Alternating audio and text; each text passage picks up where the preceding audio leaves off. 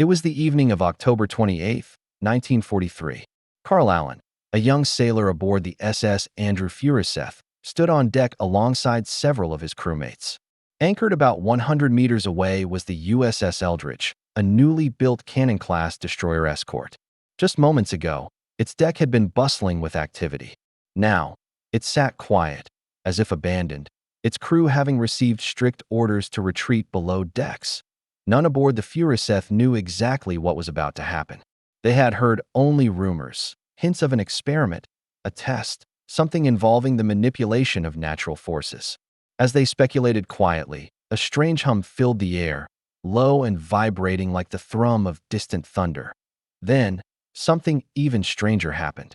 A green mist began to rise from the Eldridge, seeping around its hull with no obvious source. It soon enveloped the entire ship, forming a shimmering aura that hovered close to the Furuseth's deck. Suddenly, there was a flash of brilliant light. Then, nothing. The green haze remained, hanging eerily over the water, but the Eldridge had vanished. Stunned silence spread across the deck of the Furuseth. Allen stepped forward, reaching out to touch the glowing mist. But his hand recoiled, as if repelled by an invisible force. Minutes passed. Then, just as suddenly as it had disappeared, the Eldridge reappeared, back in the exact same spot. As if it had never left, orders were barked. Technicians, officers, and military personnel scrambled into boats and sped toward the reappeared ship. To Allen, something now felt wrong. The Eldridge no longer looked like a warship. It seemed haunted, and soon, the world would learn why. Fast forward to 43 years later, in 1986. Carl Allen, now going by the name Carlos Allende, was living in quiet obscurity in a rural Colorado town. He had long since distanced himself from the Navy and from most of his family. He was nearly penniless, his health in decline, and he knew his time was running out. So he reached out to someone he thought might listen. Jim Frazier, a journalist known for investigating obscure military stories.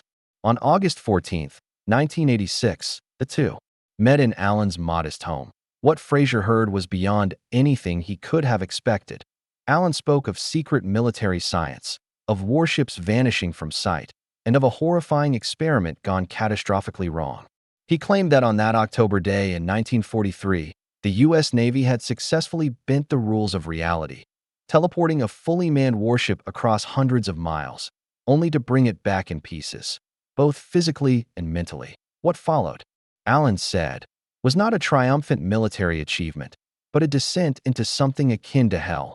When investigators and technicians boarded the Eldridge shortly after its reappearance, they were met with silence. The ship's power was completely down, and they had to rely on flashlights to explore the interior. Then the horror began to reveal itself. Crew members were found unconscious, unresponsive to any attempt at revival. Others were frozen in place, locked into the exact positions they had held when the experiment began, unable to move, breathe, or speak. Some of the men were murmuring incoherently. Their words came out jumbled, as if their brains were out of sync with their mouths. And then came the worst discoveries. One sailor had fused into the bulkhead, his arm literally melded with the steel wall he had stumbled against. The metal and flesh were now one entity. Another was found with the lower half of his body missing, absorbed into the floor beneath him. His face, frozen in agony, suggested he had died in unthinkable pain. Further into the ship, more bodies were found, some crushed, others seemingly turned inside out, their uniforms and dog tags partially embedded within the grotesque masses of flesh and bone.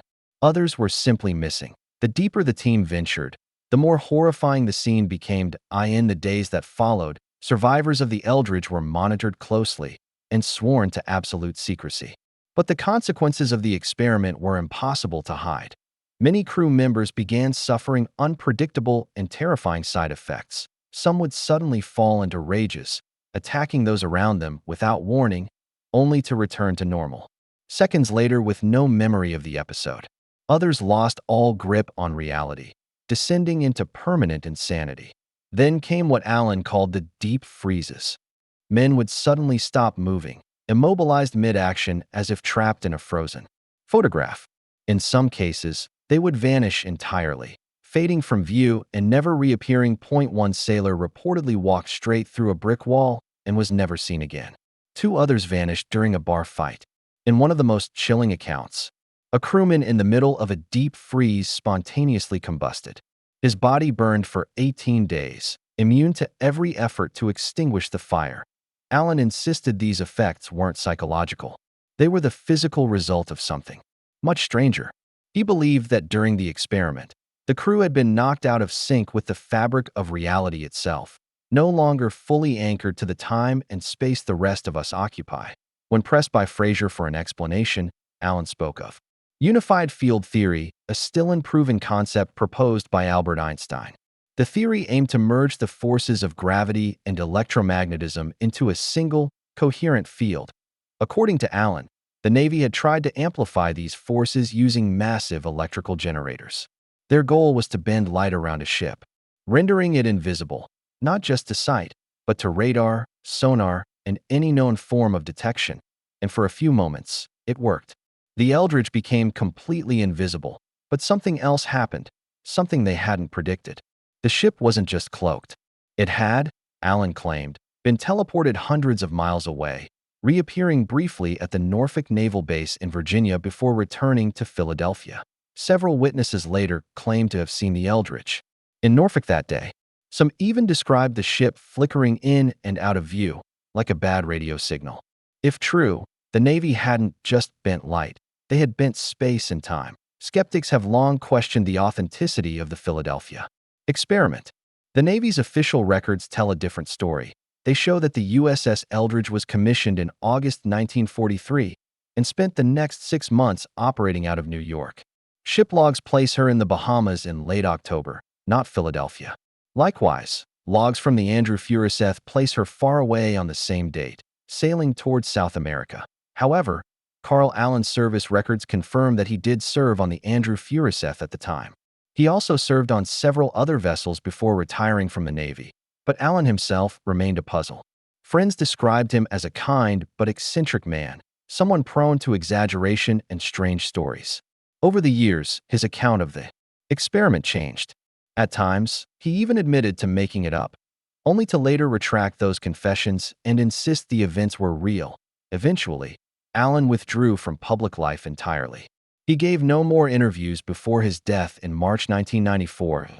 Despite the flaws in Allen's story, fragments of truth seem to support the possibility of related experiments. The U.S. and Allied navies did experiment with electromagnetic fields during World War II, though not for invisibility. The process was known as degaussing, used to protect ships from magnetic mines and torpedoes. This involved wrapping electrical cables around the hull to reduce the ship's magnetic signature. One surviving example of degaussing equipment can still be seen on the HMS Belfast, now a museum ship docked in London. Official records also suggest that the U.S. Navy experimented with more intense electrical field tests aboard other ships, including the USS Hammond, which was based in Philadelphia at the time. Sailors aboard the USS Timmerman also reportedly experienced health issues after being exposed to electrical fields in the 1950s. Then there's the testimony of Alfred Bielek, who later claimed to have served on the Eldridge and jumped overboard during the experiment. His accounts, though controversial, added fuel to the legend. According to some researchers, the U.S. military quickly moved to cover up the entire event. They allegedly reassigned the Eldridge's original crew, erased logbook entries, and altered naval records to ensure the truth would never be verified. Some believe the military even encouraged the production of Hollywood films based on the Philadelphia experiment, deliberately pushing the story into the realm of science fiction, so any truth left in it would be dismissed as fantasy. What's more, strange parallels have been drawn between the Philadelphia experiment and a rumored Nazi project called Die Glock, the Bell, a supposed German superweapon also tied to anti-gravity and time manipulation experiments. It suggests that, during the chaos of global war, powerful nations were toying with forces they barely understood and couldn't fully control. Whether fact, fiction, or a mixture of both, the Philadelphia experiment refuses to vanish into the archives of forgotten history. Too many unanswered questions remain. Too many lives were touched or claimed by what allegedly occurred on that October evening in 1943 that the line between science and superstition remains thin. And sometimes, just sometimes, the most unbelievable stories are born not from imagination, but from the shadows of what humanity dared to try. Stay tuned for our next story, one that connects even more threads of wartime secrets, experimentation, and the dark unknown, the Montauk Project. Until then, sleep tight.